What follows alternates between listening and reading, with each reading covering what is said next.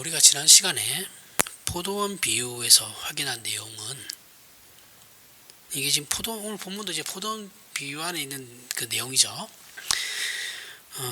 그 확인했던 내용은 포도원에 들어간 시간, 즉 누가 먼저 들어가고 나중에 들어갔는지에 대한 것은 그러한 일꾼들에게는 아무런 자랑의 조건이 되지 못한다라는 것이었죠.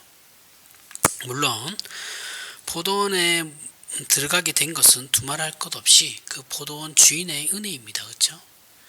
전적인 은혜예요.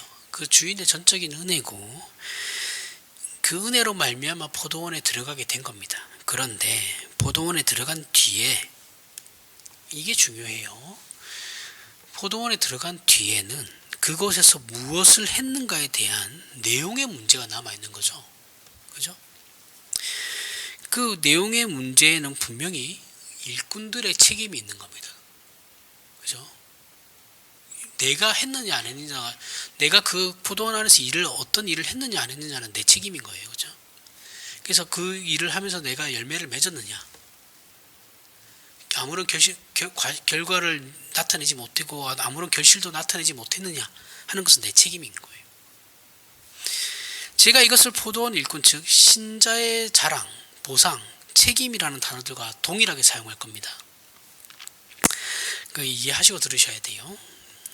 그 포도원은 당연히 구원이죠. 그렇죠? 하나님의 나라입니다. 하나님의 나라에 들어가는 것은 우리의 전적인 은혜지만 그 나라에 들어간 신자들이 무엇을 했느냐는 내 책임인 거예요. 그 안에서 가만히 있으면 아무것도 안 돼요. 부끄러운 구원이라는 건 없어요. 뭐 이상한 말들을 막 만들어내려고 하시는, 한때 제가 고등학교 때 유행했던 말이었던 것 같습니다. 세상에 부끄러운 구원은 없어요. 구원은 다 자랑스러운 겁니다. 은혜로운 거고 영광스러운 거예요. 구원한 다음에가 문제라고요. 구원받은 다음에 내가 어떻게 성숙한 인간이 될 것인가에 대한 그 열매를 맺을 것이냐, 성령이 따르는 삶을 살 것이냐 아닌 것이냐는 내 노력이에요.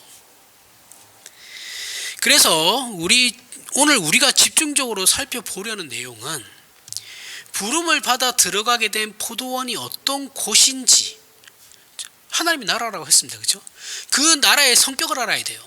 그죠? 그래서 내가 어떤 일을 해야 할지를 아는 거니까.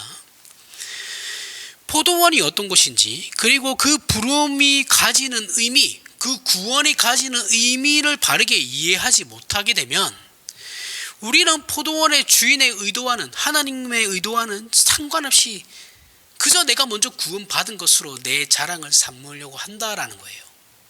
그걸 순서를 따지려고 한다라는 게, 이게 이제 이걸 이제 분명하게 확인하려고 하는 것이 오늘 이제 우리가 살펴보려는 내용입니다. 앞에서 얘기했듯이 성경은 포도원을 하나님의 나라로 비유하고 있어요. 마태복음은 하나님의 나라에 대한 얘기거든요. 예수 그리스도가 누구이신가에 대한 근본적인 주제를 던지고 하나님의 나라에 대해서 마태복음만큼 자세하게 나와 있는 성경은 없습니다. 성경에서 마태복음에서만큼 하나님의 나라에 대해서, 천국에 대해서 정확하게 얘기하고 있는 성경은 없어요.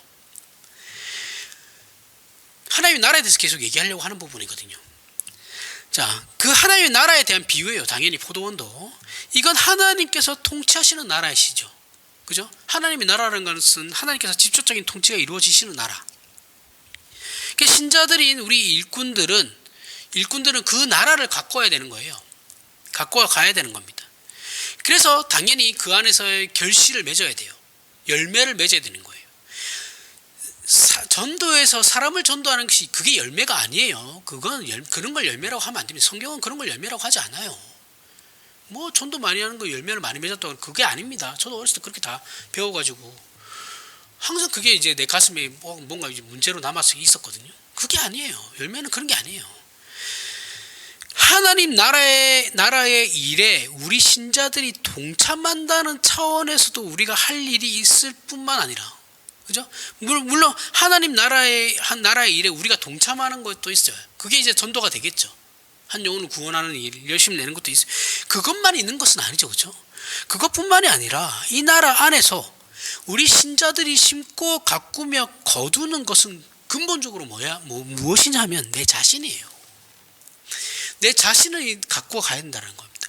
내 자신을 심고 가꾸고 내 자신을 열매를 맺어야 되는 거예요. 늘 제가 여러 번 얘기했지만 성령의 9가지 열매는 다 성품에 대한 문제라고요. 인격에 대한 문제예요. 내가 성령의 삶을 따르고 있냐 안 따르고 있냐는 내가 그러한 것들을 성령의 9가지 열매를 내가 따르고 있느냐 안 따르고 있느냐로 판단해야 되는 문제예요. 내가 어떤 일을 많이 했느냐 안 했느냐의 문제가 아니라고요. 이 신앙의 내용을 이해하지 못하면 이게 이제 우리의 책임이라고 그랬잖아요. 그죠? 이 책임인데 이런 신앙을 이해하지 못하면 우리는 어떤 식으로 가게 되냐면 내가 너보다 먼저 믿었잖아. 넌 나중에 믿었지. 네가 뭘 알아. 야, 내가 교회밥만 30년 먹었다. 너 이제 뭐 와가지고 1, 2년 돼가지고 뭐 이제 설립사다 라가지고 뭘 아냐. 뭐 이런 거죠. 순서를 따지는 문제로 자랑을 하기 시작해. 나는 권사잖아. 나는 권사고 넌 집사잖아. 난 장로고 넌 집사잖아. 뭐 이런 걸로 따진단 말이죠. 뭐냐면 결국 나는 너하고 다르다라는 거죠. 이거는 우월감 말고는 그 이상도 그 이하도 아니에요. 그냥 우월감이에요. 우월감. 나는 목사잖아. 목사는 물론 영광스러운 직업입니다. 직업? 사역자예요. 영광스러운 하나님께 받은 직분 맞아요. 장로도 그래요. 권사도 그렇고 집사도 다 똑같아요. 똑같이 다 영광스러운 직분입니다. 영광스럽지 않은 직분이 있나요? 그렇게 따지면 다 영광스러운 직분이에요. 거기에 왜 계급을 나눕니까? 다 하나님 앞에서 고만고만한 사람들끼리 아닌데요. 하나님 내가 더 나은데요. 똑같아요. 하나님 볼 때는 그놈이나 사람이 볼 때도 솔직히 한 발치 떨어져서 보면 그놈이 그놈이에요. 별 차이 없습니다. 이게 나는 달라. 여기서부터 신앙이 출발하면 신앙은 망하는 거예요. 죄성에 물든 그냥 자랑일 뿐입니다. 내 자랑이에요. 바리새인들과 똑같은 거라고요. 왜 이런 것이 심각한 문제인가 하면 우리는 신앙상의 목표나 내용을 바로 나는 원래부터 다른 사람이었어. 나는 너하고 존재가 달라. 야, 나는 너랑 나랑 어떻게 비교하냐. 응? 이런 잘못된 기대를 본성적으로 가지고 있죠. 우리의 이런 죄성은 하나님께 은혜를 입은 것마저도 내가 은혜를 입을 만한 조건이 되었기 때문에 그러한 자격을 가졌기 때문에 이런 거다, 이런 결과를 맺게 된 거다라고 오해를 하기 시작해요. 그죠? 이게 이제 보통 새끼로 가면 안 돼. 또 시간이 길어지니까. 이것이 우리 인간이 가진 그 죄의 기본 본성입니다. 본성. 너는 없고 나는 있다. 아니에요. 나는 없고 너한테만 있는 거야. 이런 것도 아니에요. 다 가지고 있어요. 모든 사람은 다 가지고 있는 겁니다. 기본적인 이기심이에요. 이기심이고 자기를 자랑하고 싶어하는 자존심입니다. 그런 여러 모습들 중에 한 개예요. 이 문제에 대해서 앞으로 계속해서 살펴보겠지만 이런 생각들이 잘못되면 우리 신자들이 완전주의적인 그리고 이상주의적인 어떤 신앙의 모습으로 가려고 한단 말이죠. 그러니까 목사님들이 요즘 하는 설교들 들어보면 다 뜬구름 잡는 소리 하죠. 실질적인 삶에 대한 신앙의 삶에 대한 얘기를 하나도 못해요. 다 뜬구름 잡는 소리입니다. 그래서 어쩌라고요 라는 질문이 저절로 나오게끔 설교를, 그게 무슨 설교예요? 예? 들어도 아무런 내 삶에 그게 안 되는데 그게 무슨 설교냐고요.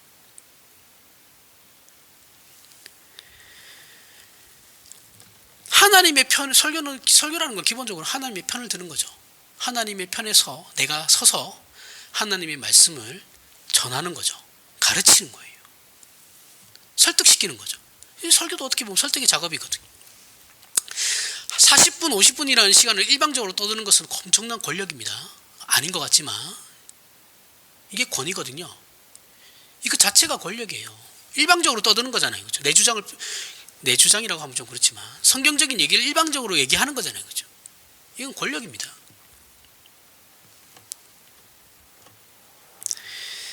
그러면 그 시간을 그렇게 헛소리하면서 하면 안 되시죠. 엄청난 권력을 쓰시고 계시면서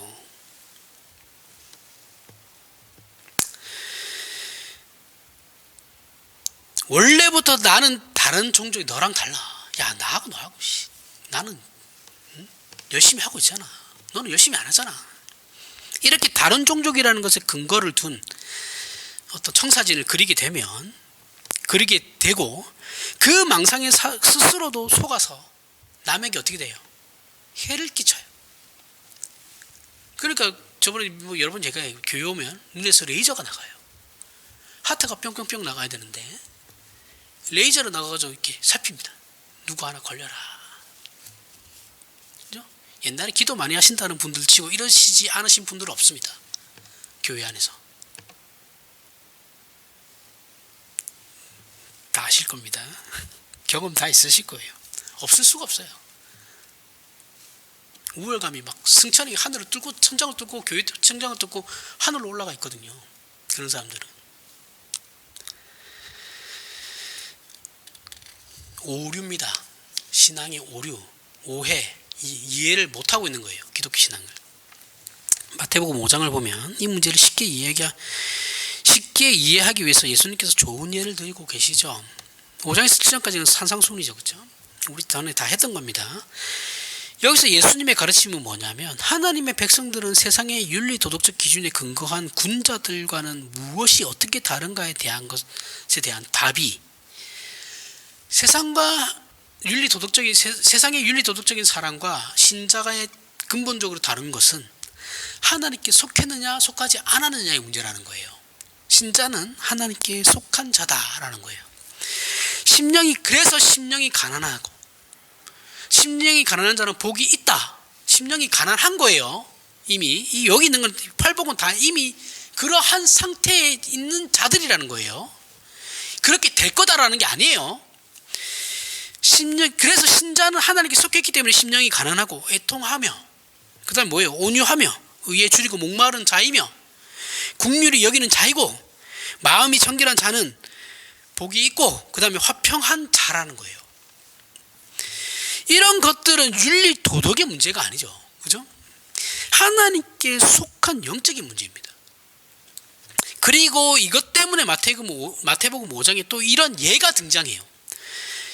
5장 21절에서부터 22절에 보면 옛사람에게 말한 바 살인하지 말라 누구든지 살인하면 심판을 받게 되리라 하였다는 것을 너희가 들었으나 나는 너희에게 이르노니 27절 28절에 또 가늠하지 말라 하였다는 것을 너희가 들었으나 나는 너희에게 이르노니 33절부터 34절에 또 옛사람에게 말한 바 헛맹세를 하지 말고 내 맹세한 것을 주께 지키라 하였다는 것을 너희가 들었으나 나는 너희에게 이르노니 43절부터 44절에 또 내 이웃을 사랑하고 내 원수를 미워하라 하였다는 것을 너희가 들었으나 나는 너희에게 이르노니 율법은 이렇게 나와 있는데 나는 너희에게 이 내용을 다시 너희에게 얘기하는데 너희가 생각하는 그게 아니야 라는 의미죠. 그죠? 나는 너희에게 이르노니 이 말이 계속 나온단 말이죠.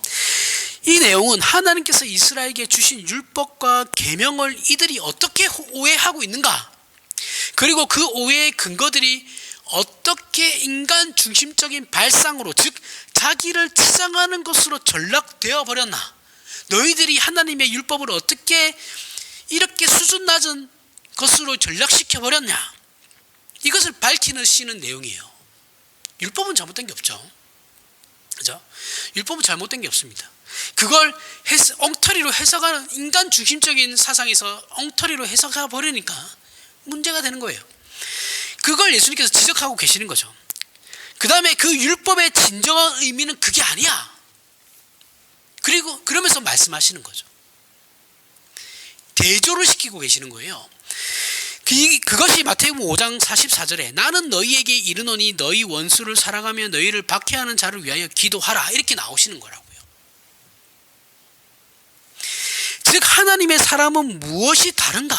단순히 규칙을 지킨 자들, 윤리 도덕적 차원에서 우월한 자들을 말하는 것은 아니다라는 거죠. 아니고 하나님을 닮는 자들을 말하는 겁니다. 그 기준을 제시하시는 거예요.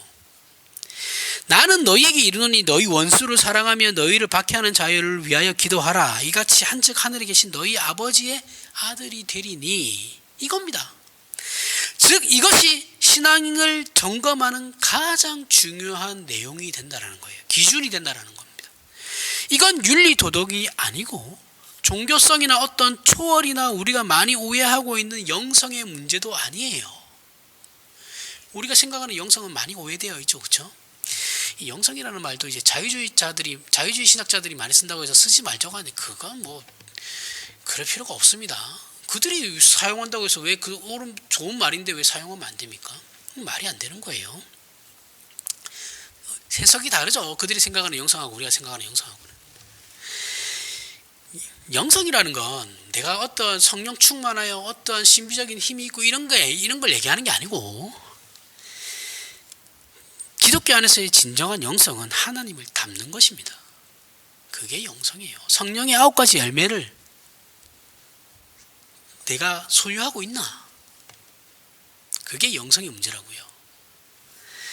하나님을 아느냐의 문제는 기본으로 가는 겁니다. 이거는 기본이에요. 그건 더 이상 얘기할 필요도 없어요.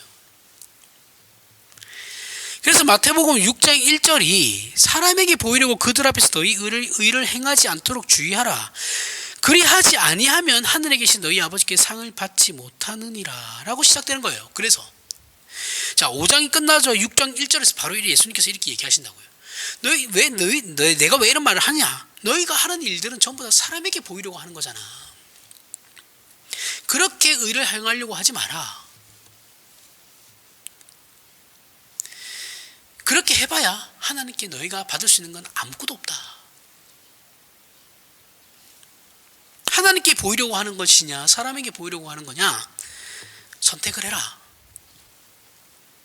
너희의 신앙이 지금 어디에 소속되어 있냐, 정확하게 봐라. 그리고 마태복음 6장 이게 시작이죠. 6장 시작이죠. 그리고 6장 마지막에 보면 뭐라고 나옵니까? 그런즉 너희는 먼저 그의 나라와 그의 의를 구하라. 그리하면 이 모든 것을 너희에게 더하시리라가 등장하는 것이고, 그 다음에 등장하는 것이 뭐냐면 비판하지 말라예요. 기독교 신앙이나 영성에 관한 싸움은 인간끼리의 비교가 아니다라는 거예요. 나와 저 사람의 비교가 아니에요. 나는 저 사람보다 더 어떤 부분에서 더 낫고 우월해. 이것이 신앙이나 영성이 아니다라는 거죠. 기독교 신앙이나 기독교 영성이 아니라는 거예요. 기독교의 진정한 신앙이나 영성은 하나님 앞에서 점검받고 그렇게 받아야 되고, 우리가 얼마나 하나님을 닮느냐의 이 싸움인 것이다 라는 겁니다. 저 사람하고 내 이웃, 내 주변 사람들하고는 아무런 상관없어요. 내가 하나님 앞에 선 자로서 내가 그 하나님을 닮아가고 있느냐의 문제라고요. 그래서 마태복음 7장에서 예수님께서 이런 말씀 하시죠. 22절. 이거 7장 비판하지 말라고 했잖아요. 그죠? 그래서 이거 다른 사람 보지 마. 다른 사람 비판할 생각하지 말고 니나 잘해. 너나 잘해. 제발. 그러면서 하시는 말씀이 뭐예요? 그날에 많은 사람이 나더러 주여 주여. 22절부터 23절 나오죠. 나더러 주여 주여 우리가 주의 이름으로 선지자 노릇하며 주의 이름으로 귀신을 쫓아내며 주의 이름으로 많은 권능을 행하지 아니하였나이까 하리니 그때 내가 그들에게 밝히 말하되 내가 너희를 도무지 알지 못하노니 불법을 행하는 자도 떠나가라. 꺼져라. 좋게 말해서 떠나가라. 쉽게 꺼져라죠. 이해 가세요? 여기 어디에 남하고 비교해가지고 내가 더 우월한 그 문제는 나오지가 않아요. 다 나하고 하나님과의 문제라고요. 내 문제라고요. 너나 잘해. 5장부터 7장은 전부 다 너나 잘해. 뭘 주변 사람들이 얘기하고 있어. 그 얘기예요. 결국 이들이 행한 선지자 노릇, 귀신 쫓아내는 것, 권능을 행한 것은 사람끼리의 비교의 산물이었던 것이죠.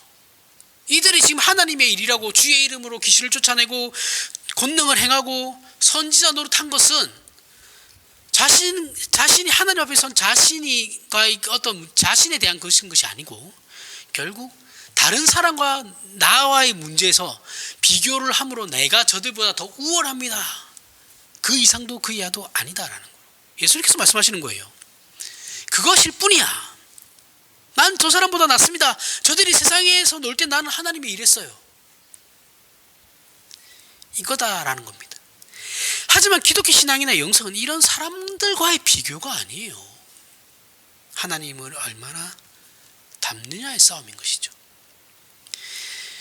그러면 포도원에 들어온 자들이 나는 먼저 들어왔고 넌 나중에 들어왔다라고 들어온 순서를 따지는 이유가 무엇이겠습니까? 이들이 들어와서 가지게 된 것들, 들어와서 한 일들이 어떻게 보상이 되는지를 모르기 때문에 그렇게 설명하고 있는 것이죠. 그렇다고 설명하고 있어요. 성경은 우리 신자들의 보상은 죄의 노예에서 자유인인 하나님의 자녀가 된 것이다 라고 했습니다. 그렇죠? 예수께서 마태복음 5장에서 말씀하셨듯이 이같이 한즉 하늘에 계신 너희 아버지의 아들이 되리니 이는 하나님이 그 해를 악인과 선인에게 비추며 비를 의로운 자와 불의한 자에게 내려주심이라. 우리의 품격, 즉 이 성품과 인격에서 하나님을 닮는 일, 이것은 그 자체로 우리에게 보상이라는 거예요. 포도원에 들어가는 것은 은혜입니다. 포도원에 들어간 것 자체가, 들어가서 일을 할 수 있는 것 자체가 우리에게는 보상이죠. 왜요? 그 시대에는 포도원에 들어가지 못하는 자들에게는 일을 할 수가 없었으니까요. 일할 기회도 없었어요. 일자리가 모자라니까요. 굶어야 되는 겁니다. 죽는 거예요. 일할 수 있는 것 자체가 보상이죠. 하나님의 나라에 들어와서 하나님의 나라의 일에 동참하고 그리고 나를 그 안에서 만들어 가는 것이 보상이에요. 그리고 동시에 이것이 우리의 책임이기도 하죠. 우리 신자들에게도 동시에 신자들에게 또 자랑이기도 하는 겁니다.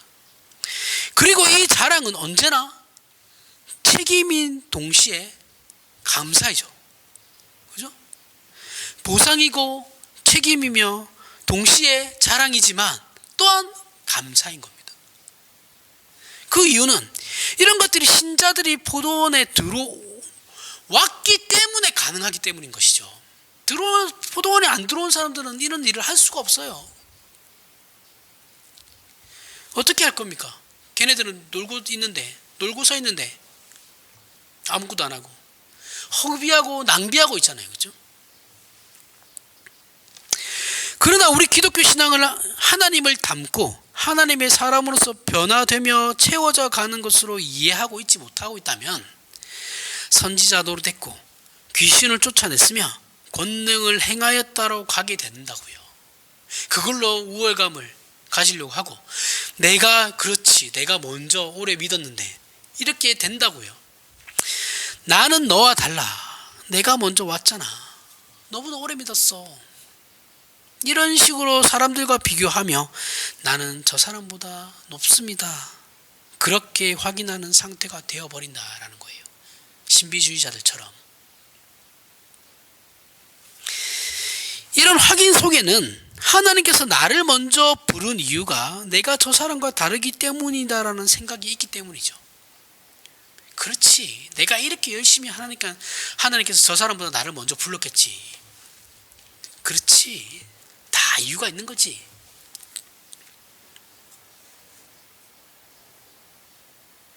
그렇게 생각한단 말이죠.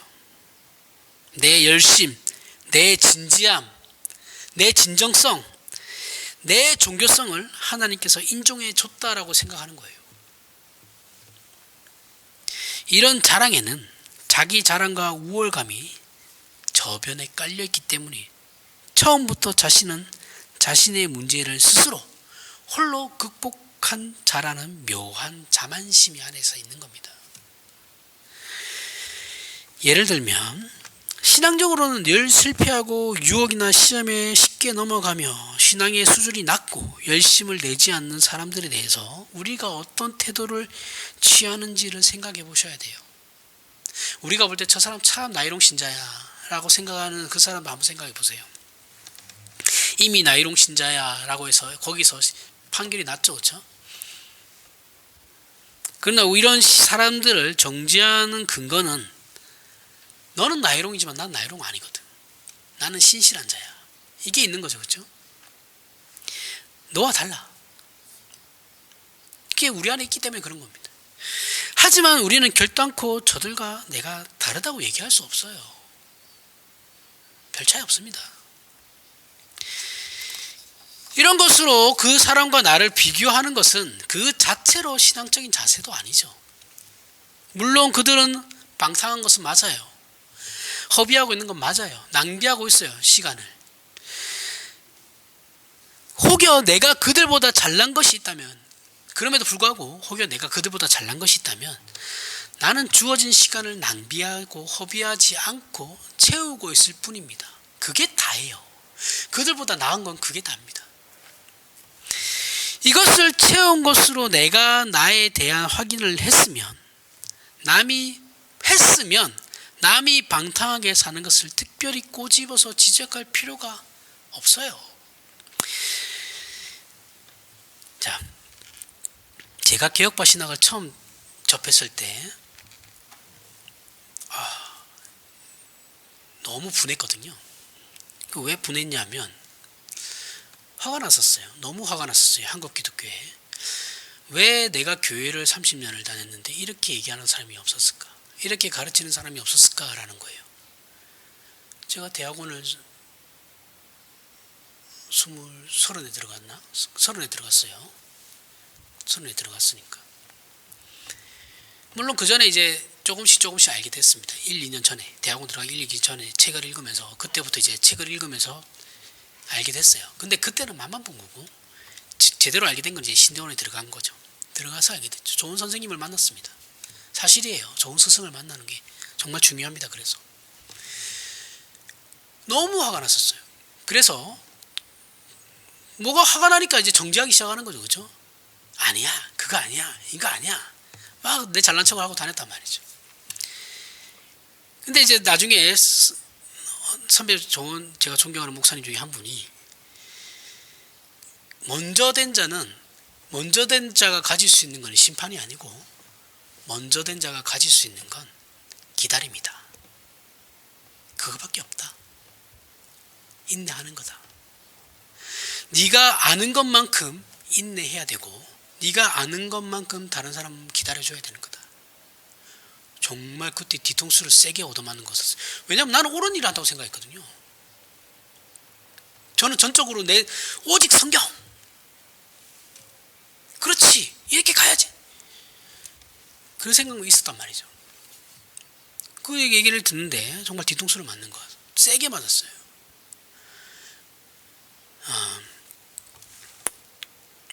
그러면서 그 사람, 너에게도 때가 왔듯이 그 사람들에게도 하나님이 때가 온다. 그걸 우리는 참고 인내하고 기다려주고, 사역자들은 가르쳐야 된다 라는 거였어요. 때가 오는 겁니다. 나도 왔잖아요. 여러분에게도 왔잖아요. 다른 사람들에게도 오는 겁니다. 그게 누군지를 몰라요. 그때가 언제인지도 모릅니다. 그것을 쏘아붙이고 끄집어내어서 이 사람이 얼마나 바보인 거를 지적하고 떠벌리는 이유는 나는 아니다라는 거죠. 나는 너하고 달라. 그 확인을 하기 위한 작업일 뿐이다라고요. 목사가 아닌 사람이 교회 안에서 그러한 지적질을 하고 다니는 거 다 그냥 지 잘난 척이에요. 얘기하죠. 늘 언제나 교회 안에서 목사만 하면 돼요. 그 역할은 목사가 가르치는 자니까. 목사만 하면 되는 겁니다. 장로들만 하면 되는 거예요. 더 넓게 보면 장로들이 있으면, 우리 교회는 장로님이 없으니까 장로님들이 있으면 장로님들은 할 수 있어요. 왜냐하면 장로님이 이 일 자체가 치리하시는 거니까, 치리하는 거니까. 아닌 사람들은 입을 다물어야 됩니다. 이것은 스스로 신앙의 경지와 책임을 오해하고 있는 것이죠. 이렇게 잘못한 사람을 지적하고 다니는 사람이 있는 반면에 또 반대의 사람이 또 있어요. 초연한 사람이 있어요.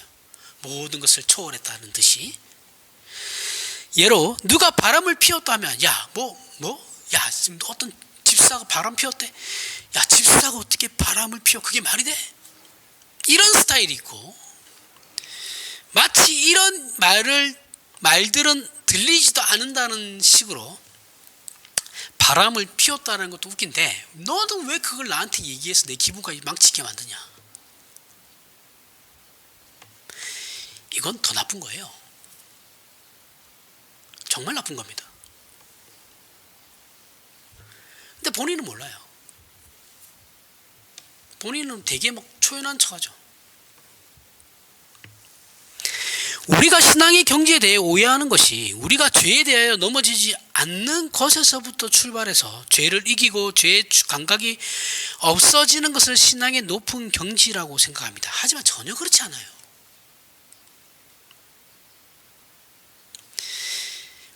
신앙의 경지에 올라갔다고 해서 죄를 짓지 않는 게 아니에요.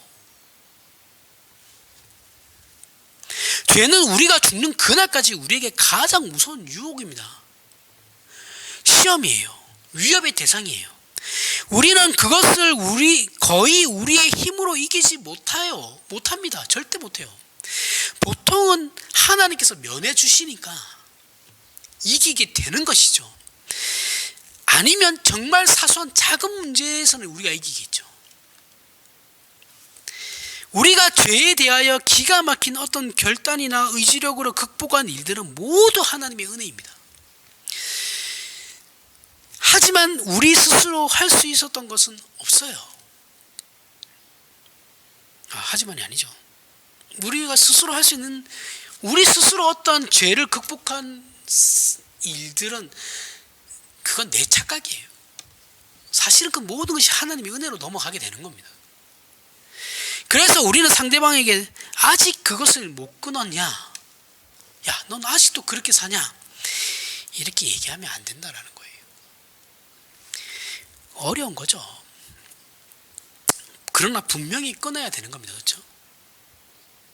죄는 끊어야 되는 겁니다. 그럼에도 불구하고 너무 어려워요. 이걸 어떻게 끊어요? 안 끊어집니다. 잘. 그 이유는 그것이 나에게 손해가 되기 때문에 끊어야 되는 거죠. 그렇죠? 죄라는 건 분별을 가져야 되고 은혜를 구해야 되는 겁니다. 그리고 우리는 이런 사람에 대해서 너무 몰아세우면 안 돼요.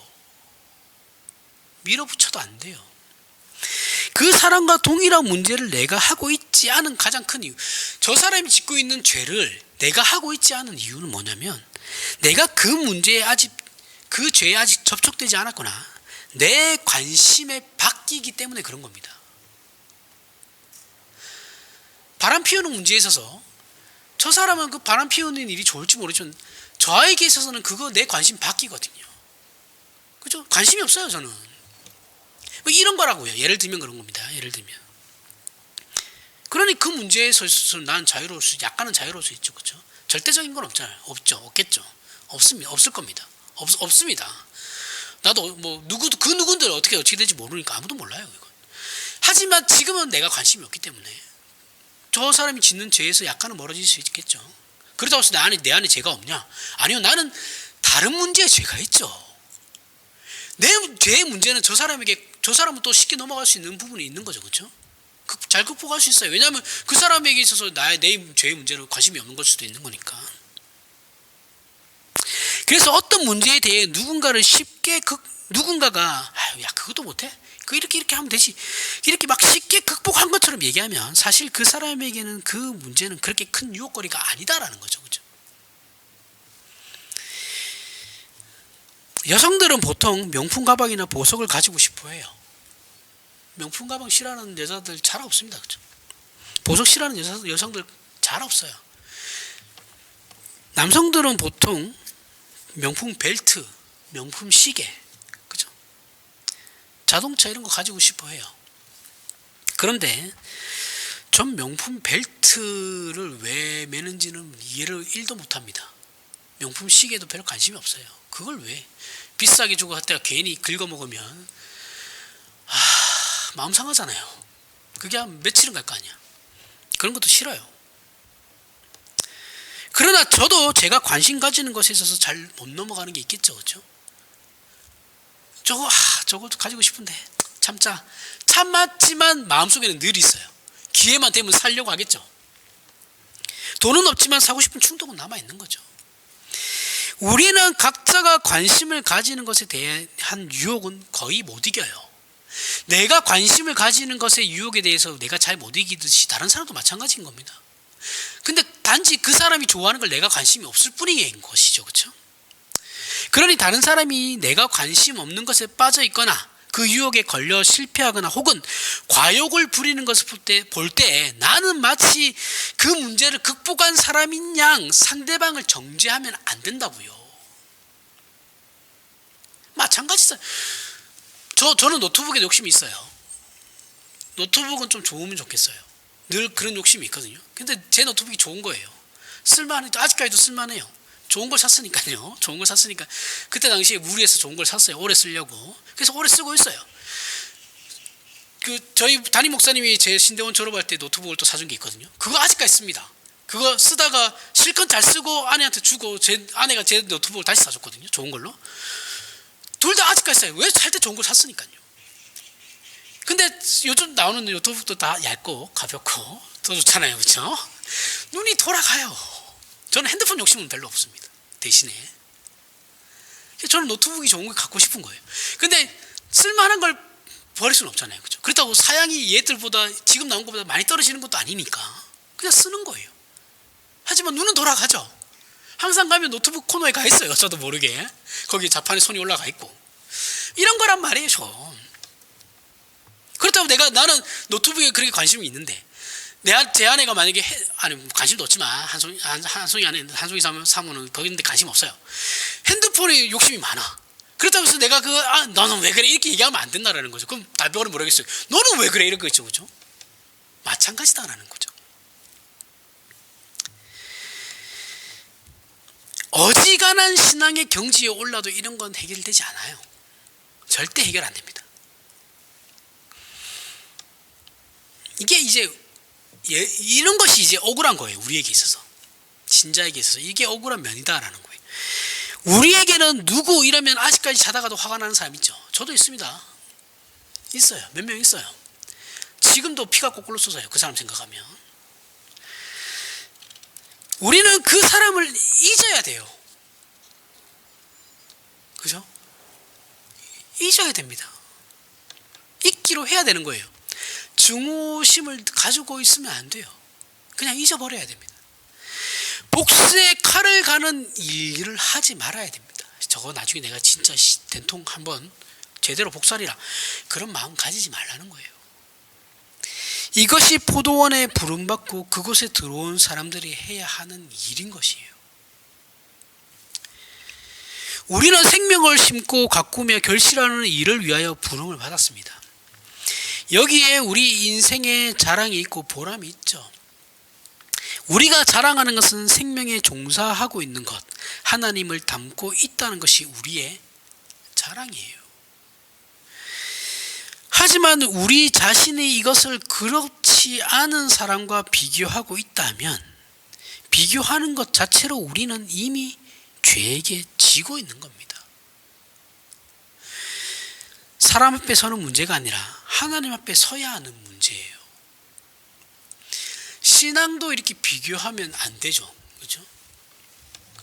하물며 우리가 자녀들을 키울 때 자녀들을 비교하는 것도 절대 안 됩니다. 누구네 집은 안 그렇더라. 엄마 친구 아들 그런 거 있죠.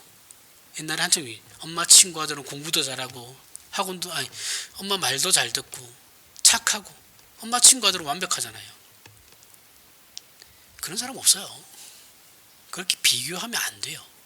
누구네 집 남편은 누구네 집 아내는 그런 얘기 하면 안 됩니다. 절대 안 돼요. 야 다른 집 애들은 용돈을 우리 부모들한테 용돈 얼마씩 준대더라. 그런 얘기도 하시지 마십시오. 자녀들도 당연히 다른 내 집 부모님들은 안 저렇던데 그런 마음 가질 필요 없어요. 그리고 하나님 앞에서 하나님을 닮는 문제에 대해 그 누구도 태어나면서부터 이런 영성과 이런 마음의 소양을 가지고 태어나는 사람은 아무도 없습니다. 이건 전부 다 후천적인 거예요. 선천적으로 이런 마음을 가지고 태어나는 사람은 없어요. 우리의 죄악된 본성은 자기를 편들고 남을 해하도록 되어 있죠. 그게 우리의 본성이에요. 종교라는 이름을 동원하고 윤리, 도덕이라는 이름을 동원하여 공정과 정의라는 이름을 동원해서 기독교 신자들은 어떻게 합니까? 기독교 신앙이라는 이름으로 우리는 남을 해하는 못난 사람들입니다. 다 똑같아요. 그 이유는 단순히 자기를 증명하기 위해서예요. 이것을 벗어나는 것이 우리가 가야 할 신앙의 길인 것입니다. 십자가의 도예요. 로마서 15장 1절에서부터 3절에 믿음이 강한 우리는 마땅히 믿음이 약한 자의 약점을 담당하고 자기를 기쁘게 하지 아니할 것이라. 우리 각 사람이 이웃을 기쁘게 하되 선을 이루고 덕을 세우도록 할지니라. 그리스도께서도 자기를 기쁘게 하지 아니하셨나니 기록된 바 주를 비방하는 자들의 비방이 내게 미쳤나이다 함과 같으니라. 지금까지 얘기한 내용이 그대로 바울이 기록하고 있어요. 우리는 약한 자의 약점을 담당하고 자기를 기쁘게 하지 않습니다. 신자는 남을 돕는 것이 자신의 치장이 되지 않아요. 신자는 자기의 자랑이 되자고 남을 돕지 않습니다. 남을 돕기 위하여 우리 신자들은 기꺼이 희생하고 비방을 받는 오해를 감수하는 거예요. 예수님은 처음부터 이 땅에 죽으러 오셨죠. 십자가를 지러 오신 겁니다. 십자가를 진다라는 것은 말할 수 없이 어려운 책임이에요. 그러나 예수께서 당신님의 생애가 십자가를 향하는 막중한 책임을 지고 있다는 것 때문에 다른 사람들이 예수님을 어떤 사소한 문제에 대해서 면제해주는 그런 일들은 없었어요. 야, 이렇게 큰 일을 하셔야 될 분인데, 야, 그런 조그마한 일 가지고, 야, 꺼져. 이렇게 안 하셨다고요. 그런 일에서 면제되지 않으셨어요. 예수께서는 항상 우리 딸이 귀신 들렸습니다. 우리 애가 죽어가고 있습니다. 우리 애가 죽었습니다. 내 종이 이런 병이 걸렸습니다. 이런 예수님을 쫓아오는 사람들의 요구에 늘 발목이 잡히셨어요. 질병에 걸린 많은 사람들이 예수께서 십자가를 지시는 큰 문제와는 아무런 상관없이 지극히 개인적이고 사사로운 그 문제에만, 그 눈앞에 있는 그 피로에만 함몰되어 가지고 예수님을 쫓아왔던 거예요. 예수님이 어떤 일을 할지에 대해서는 관심 1도 없어요. 그냥 내가 급한 거야. 자기가 급한 거예요. 그거밖에 관심이 없어요. 내 병 고침 받는 거, 이거 하나밖에 없었다고요. 그러나 예수님께서는 그거 다 받아주시죠. 잠잘 시간이 없었어요. 야, 내가 앞으로 좀 있으면 죽을 건데 잠이라도 좀 실컷 자자. 그렇게 안 하셨다고요. 혼자 있을 틈도 없었다고 되어 있습니다. 그렇죠? 그런데 예수께서는 그 모든 일에 대하여 비방을 받으셨어요. 그럼에도 불구하고 저 사람은 죄인들의 친구라. 유유상종이잖아. 끼리끼리 노는 거지 뭐. 이거였잖아요. 이 모든 수모와 오해와 공격을 예수께서는 어떻게 해요?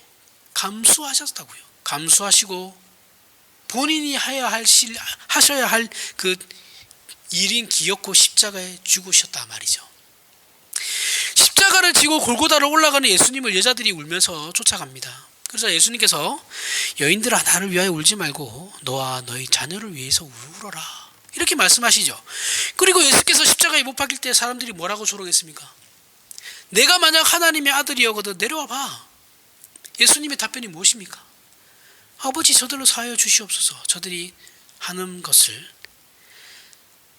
알지 못함이니이다. 그렇게 말씀하시죠. 예수께서는 당신님 스스로를 기쁘게 하신 일이 없어요. 자기 증명을 하지 않으셨습니다. 당신님이 지셔야 하는 십자가를 지심으로써 우리에게 끼쳐지는 은혜 외에는 다른 것에는 전혀 마음을 뺏기시지 않으셨어요. 예수님은 생애에 단 한 번도 이런 일에 실패하시지 않으셨습니다. 이게 기독교 신앙이다라는 거죠. 우리 신앙의 결국은 도움이 되는 자입니다. 누구든지 나를 따라오려거든 자기를 부인하고 자기 십자가를 지고 나를 따를 것이니라인 것이죠. 우리는 우리가 있음으로 인하여 우리의 이웃이 내 친구가 위로를 받고 힘을 얻게 만들어야 하는 겁니다. 그가 소생하도록 우리가 힘을 써야 되는 거예요. 우리는 따뜻한 시선과 마음을 가진 사람이 되어야 합니다. 우리 주변의 사람들이 나에게 와서 기대고 도움을 요청해야 되는 거예요. 지금 내 주변의 사람들이 오는지 안 오는지를 확인해 보십시오. 네, 우리가 가진 신앙의 내용들을 다른 사람들이 필요하다고 우리에게 얘기하는지를 확인해 보시라는 겁니다. 우리의 출발점은 모두가 동일해요. 가진 자나 못 가진 자나 배운 자나 못 배운 자나 모두가 그 출발점은 동일합니다. 죄와 사망의 노예의 더러움이 모두의 출발점이니까요. 여기서 왜 제외된 사람은 없어요. 모두 여기서 출발하는 겁니다. 그래서 지금 우리가 꾸짖고 경멸할 수 있는 위치에 오게 된 것, 내가 그렇게 할 수 있다라고 생각하는 그 오해를 가지게 된 것은, 가지게 될 수 있는 그런 오해들을 할 수 있는 위치에 오게 된 것은 모두 하나님의 은혜잖아요. 왜 그 은혜로 방종합니까? 그 전에는 우리도 마찬가지로 죄와 사망의 노예였어요. 남들 달랐습니까? 똑같죠. 인간도 아니었죠. 그러니 우리는 이제 이전에 우리의 모습과 같은 사람들을 고쳐내야죠. 그것을 위해 우리의 위치와 인생이 주어지는 것입니다. 우리가 받은 은혜에 대한 책임이 있는 것이죠. 고쳐내라고 한다고 또 가가지고 또 지적질 하시지 마세요. 그렇게 해가지고 고쳐진 사람은 없어요. 그냥 본을 보이시면 되는 겁니다. 그 사람이 언제 변할지는 아무도 모릅니다. 그렇죠? 근데 제가 생각에는 보통은 나이가 들어서 변하죠. 젊었을 때 교회 안 나오던 사람들도 어렸을 때 교회 나갔다가 젊었을 때는 세상이 재밌어서 세상에서 놀다가 나중에 교회 나오시는 분들 많습니다. 어떻게 될지 몰라요. 그들을 위해서 본을 보여야 되는 겁니다. 영국에 존 스토트라는 유명한 복음주의 신학자가 있었습니다. 복음주의라고 해서 지금의 복음주의가 아니에요. 옛날 구복음주의입니다. 지금은 신복음주의고, 구복음주의는 그나마 좀 건전하다고 할 수 있죠. 존 스토트나 로이드 존슨 목사 같은 사람들이 이제 여기에 속하는데, 조나단 에드워드도 여기에 속합니다. 이런 사람들이 있어요. 칼빈주의자지만 그 안에 이제 복음주의로 넓게는 복음주의에 들어가시는 분들인데, 우리나라에서도 우리나라 한국 교회도 영향을 많이 미치신 분입니다. 훌륭하신 분이에요. 이분이 이제 우리나라 어떤 목사님이 이분을 이제 방문하기로 한 거예요. 영국으로 가서 만나기로 했어요. 약속을 잡은 거죠. 잠시 이제 배울 기회가 있어서 찾아뵙기로 된 겁니다. 서로 약속을 하고 이 한국계 목사님이 영국으로 가게 됐어요. 그리고 만나는 첫날에 존 스토트 목사가 영국은 홍차를 많이 마시거든요. 홍차를 내어놓고 이제 마시는데 존 스토트 목사가 먼저 소리를 내면서 마시는 거예요. 차를 마실 때 이렇게 우리나라 사람들 차 마실 때 그렇게 소리 내잖아요, 그렇죠? 그렇게 마시는 겁니다. 영국 사람들은 음식 먹을 때나 차 마실 때 소리 내면 안 돼요. 이건 정말 천한 그거라고 못 배운 놈들 이렇게 취급받거든요. 근데 이제 이 영국 분이신 이분이 그렇게 하시는 이유가 뭐겠어요? 한국 사람들은 이렇게 먹더라라는 거죠. 그러니까 한국 목사가 온다니까 자신이 찾아본 거예요. 한국 사람들 차를 마실 때 어떻게 마시냐. 그래서 본인이 부담을 덜 가지게 하기 위해서, 상대방에게 부담을 덜 가지게 하기 위해서 본인이 한국 문화를 공부하고 먼저 하신 거라고요. 이해가 가세요? 이런 배려가 있으신 분이었다는 겁니다.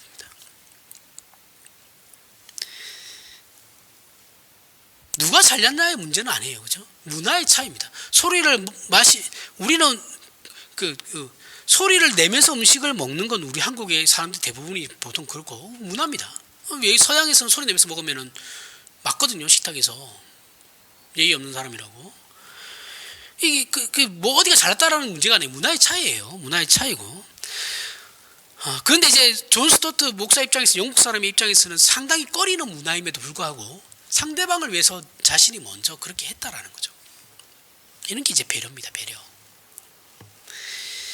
부디 오늘 말씀이 우리가 가진 영광과 거룩과 진리와 생명에 속한 것들이 심판용으로 사용되고 있는지, 아니면 구해내고 사랑하며 힘을 주고 십자가가 되기 위해 사용되고 있는지, 또한 우리의 삶의 자세와 표정과 반응들이 어떠한지를 다시 한번 확인하는 계기가 되시길 바랍니다. 우리 마지막으로 로마서 15장 5절에서부터 7절 우리 다 같이 읽고 마치도록 하겠습니다. 시작. 이제 인내로 위로의 하나님이 너희로 그리스도 예수를 본받아 서로 뜻이 같게 하여 주사 한 마음과 한 입으로 하나님 곧 우리 주 예수 그리스도의 하나님께 영광을 돌리게 하려 하노라. 그러므로 그리스도께서 우리를 받아 하나님께 영광을 돌리심과 같이 너희도 서로 받으라. 아멘. 기도하겠습니다. 하나님 아버지, 은혜를 감사합니다. 우리를 위하여 그 아들을 이 땅에 보내주시고 우리를 또한 하나님의 자녀 삼아주신 하나님 아버지의 베푸신 은혜와 허락하신 구원을 말씀을 통해 오늘 확인하고, 그렇게 말씀으로 확인할 때마다 아버지께 감사를 드리며, 그래서 우리가 하나님의 자녀로 존재하며 살아가며 일하며 동력하게 되어 그 책임을 또한 확인할 수 있게 하여 주시옵소서. 우리의 영광과 보상은 하나님의 자녀의 영광이며 보상입니다. 이 하나님의 자녀의 영광이 하나님의 마음과 뜻에 부합하는 십자가로 표현되고 증명되어 우리의 인생에 결실할 수 있게 하여 주시옵소서. 예수님 이름으로 기도합니다. 아멘.